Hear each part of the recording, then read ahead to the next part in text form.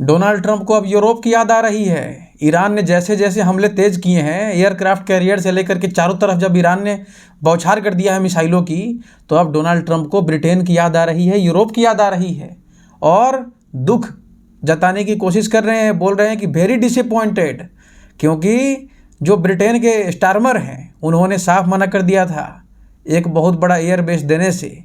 अब ट्रंप का जो है सो कि दुख और आंसू एक तरीके से छलक रहा है और बोल रहे हैं कि इससे बहुत ज़्यादा नुकसान हो चुका है। और जो ईरान बार बार दावा कर रहा था कि उसने अमेरिका के अब्राहम लिंकन जैसे सबसे बड़े, मतलब इतना विशाल एयरक्राफ्ट कैरियर पर हमले कर दिए हैं 4 बैलिस्टिक मिसाइल से, तो अमेरिका इस बात को स्वीकार नहीं कर पा रहा था। लेकिन अब जब ट्रंप का ये दुख सामने आ रहा है कि ब्रिटेन ने धोखा दिया, समय पर साथ नहीं दिया, तो इसीलिए कहा जाता है कि आप जो भी चीज़ बोल रहे हैं ज़रा सोच समझ कर बोलिए। यूरोप जो लंबे समय से आपके पीछे पीछे दौड़ता रहा, ब्रिटेन जो लंबे समय से आपके पीछे पीछे नाटो में जहाँ तहाँ अपने सैनिकों को गंवाता रहा, आप उसे अचानक से झटका देकर बोलते हैं कि जी आप लोग तो हमेशा फ्रंट लाइन से दूर रहते थे। तो यही कारण है कि ब्रिटेन नाराज़ था और उसने दिखा दिया मेन समय पर। ईरान जैसा देश अमेरिका की हालत ख़राब करके रख चुका है सिर्फ और सिर्फ अपने बैलिस्टिक मिसाइल के दम पर। ऐसे ऐसी जगह पर मिसाइल के उसका बंकर बना हुआ है, कभी कहीं से भी मिसाइल लॉन्च हो जा रहा है। अमेरिका समझ नहीं पा रहा है कहाँ पे डिस्ट्रॉय किया जाए, क्या किया जाए। तो यही कारण है कि अब इसमें हम लोग ट्रंप और स्टार्मर के बीच में जो है एक तरीके से दोस्ती में दरार नजर आ रही थी कुछ समय पहले तक। जैसे ही ईरान पर स्ट्राइक हुआ और एकदम से स्टार्मर ने मना करना शुरू कर दिया, तो अब ट्रंप कह रहे हैं कि very very disappointed with the UK PM. उन्होंने उन पे निशाना साधा है डोनाल्ड ट्रंप ने। डियागो गार्सिया को लेकर के पूरा का पूरा मामला है। उन्होंने कहा है कि इसकी अनुमति को लेकर के टू लॉन्ग, मतलब जो देरी हुई है उसे अमेरिका को काफ़ी चोट पहुंचाया है। ट्रंप बेहद निराश हैं।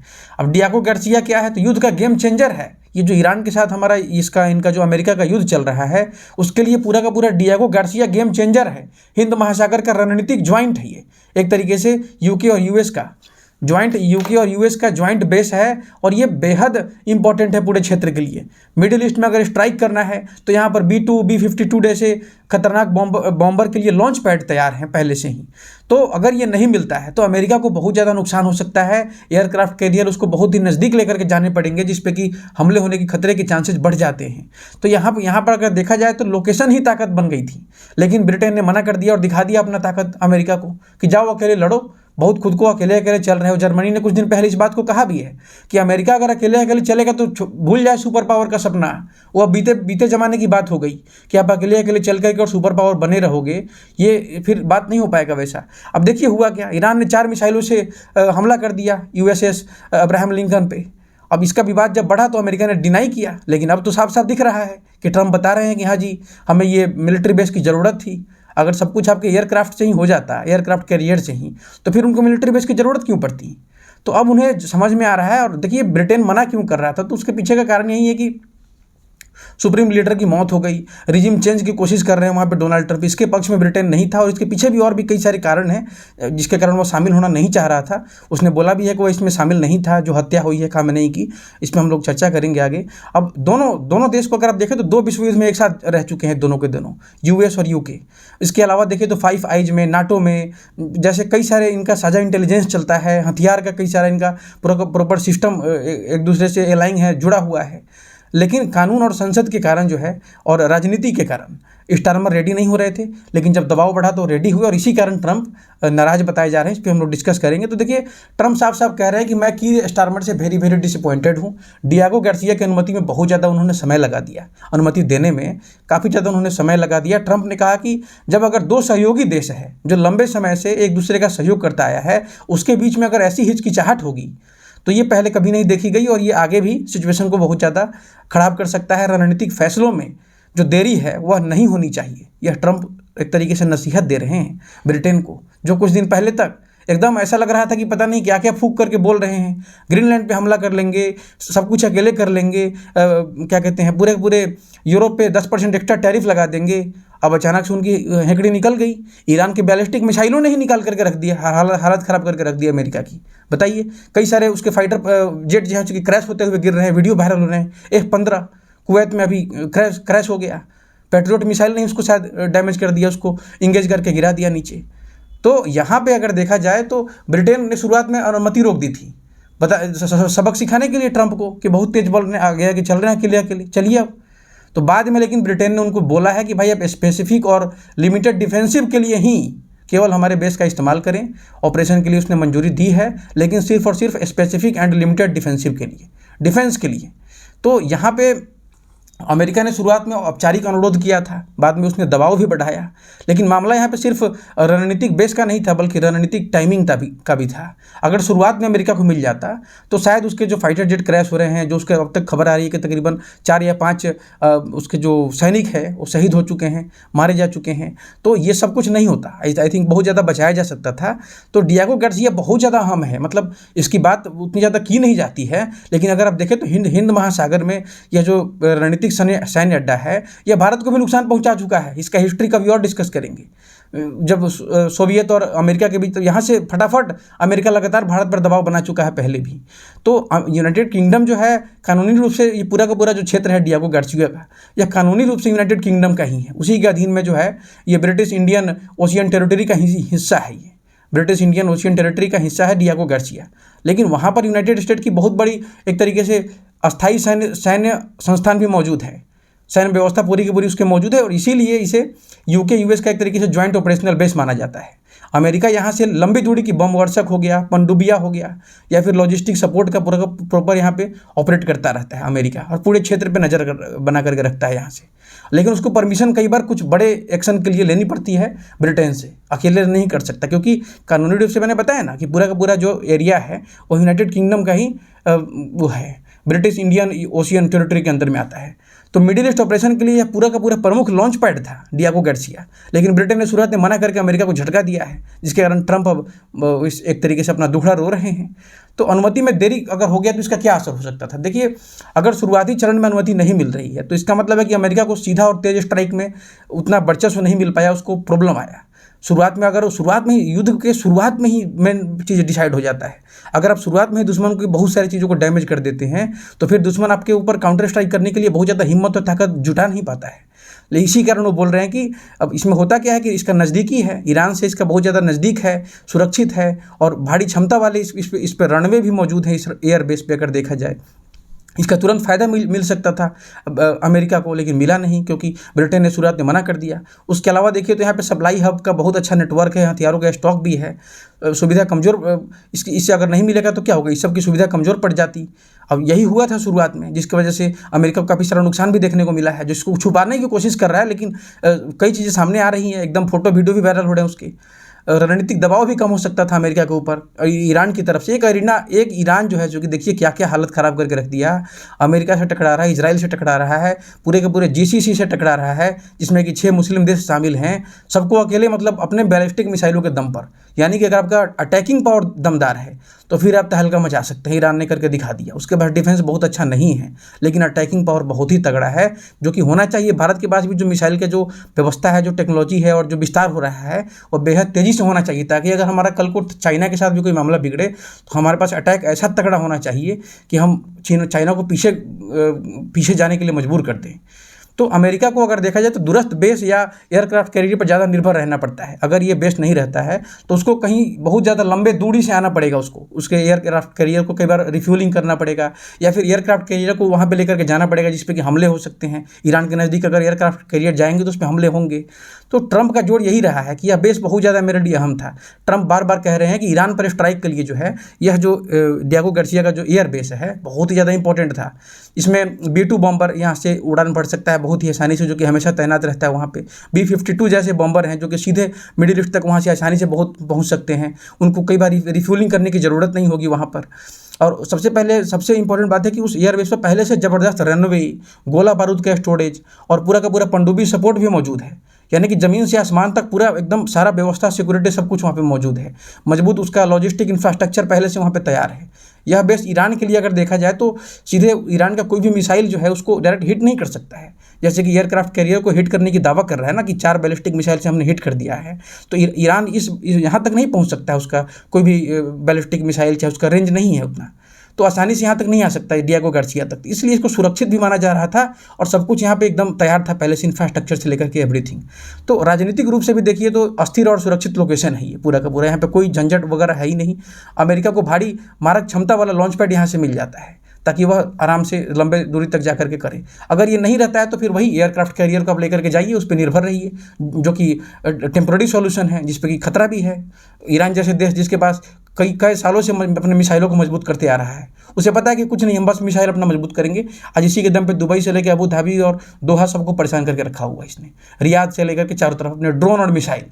ईरान के पास ये दो सबसे बड़ी ताकत है, इसी का जमकर इस्तेमाल हो रहा है। तो अगर ये मिल जाती है दियागो गार्सिया, तो इससे उसका जो है जो भी ऑपरेशन था उसमें स्पीड आती, उसमें कंटिन्यूटी बढ़ सकती थी, रणनीति दबाव भी कम हो सकता था अमेरिका पे। अब अगर देखें तो यूएसएस अब्राहम लिंकन, जो कि अमेरिका का एक तरीके से इज्जत है, सबसे बड़ा मतलब गर्व का बात है, उस पर अगर हमला कर दिया अचानक से आकर के, ईरान दावा कर रहा है कि हमने 4 बैलिस्टिक मिसाइल दाग दिए। ये सब इसलिए हुआ क्योंकि ब्रिटेन ने मना कर दिया था। पिछली बार देखिए तो पिछली बार वहाँ पे जब उसके परमाणु साइट्स में हमले हुए थे तो अब्राहम लिंकन को ईरान के नज़दीक ले जाने की ज़रूरत नहीं पड़ी थी, बल्कि सीधे डियागो गार्सिया से उड़ान भरे थे B-2 बम्बर और जाकर के ईरान के ऊपर अपना जो बंकर बस्टर को गिरा दिया गया था। तो यहाँ पर अमेरिका ने मतलब दावा को तो इनकार कर रहा है कि जी नहीं, हमारे एयरक्राफ्ट कैरियर पर कोई हमला नहीं हुआ है, लेकिन अमेरिका बहुत कुछ डिनाई कर रहा है, लेकिन अब ईरान बार बार उसका प्रूफ भी दिखा रहा है। तो यहाँ पर एयरक्राफ्ट कैरियर जो है जो खतरे में है ईरान के नज़दीक साफ साफ है। तो इसलिए जब ज़मीनी बेस अब मिल गया है ना अमेरिका को, तो ये उसे रणनीतिक बढ़त देगा और बहुत ज़्यादा उसका स्ट्रॉन्ग पोजीशन अब बन जाएगा। मुझे जहाँ तक लगता है कि ब्रिटेन और अमेरिका का साथ आना निश्चित तौर पर ईरान के लिए दबाव बनाएगा। और यही जब तक नहीं था तो ट्रंप नाराज़ थे, बेचैन थे और खुद अपने ही फैसले पर परेशान थे ना। अब यहाँ पे देखिए ब्रिटेन के पास और भी प्रॉब्लम था, अगर वो नहीं दे रहा था तो वह बहुत सारी कानूनी पेच में फंसना नहीं चाह रहा था, उसको उसे कई सारी चिंता भी थी।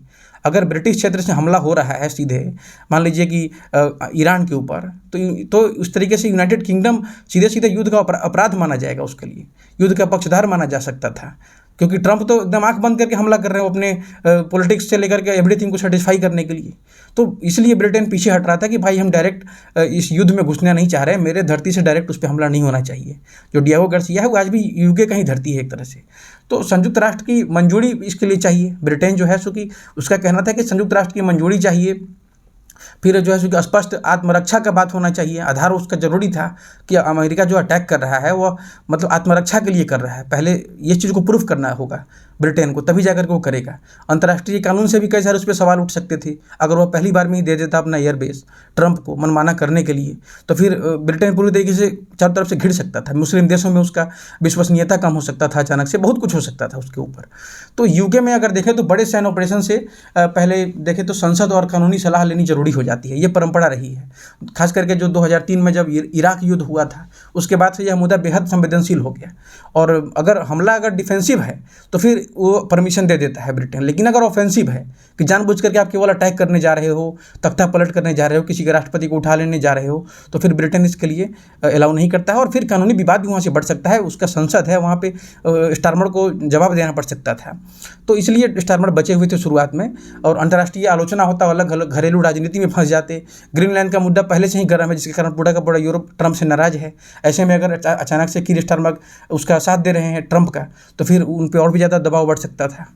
तो यहाँ पे टोटल जो स्टारमर है खुद को बचाने की कोशिश कर रहे थे शुरुआत में, लेकिन एक टर्निंग पॉइंट आया जब ईरान ने अचानक ब्रिटेन के ही एयरबेस पर एक उसका मिलिट्री बेस उस पर हमला कर दिया, जिसके बाद फिर उनको बदलना पड़ा अपना मानसिकता को और उन्होंने परमिशन दिया है। इसको हम लोग आगे डिस्कस करेंगे।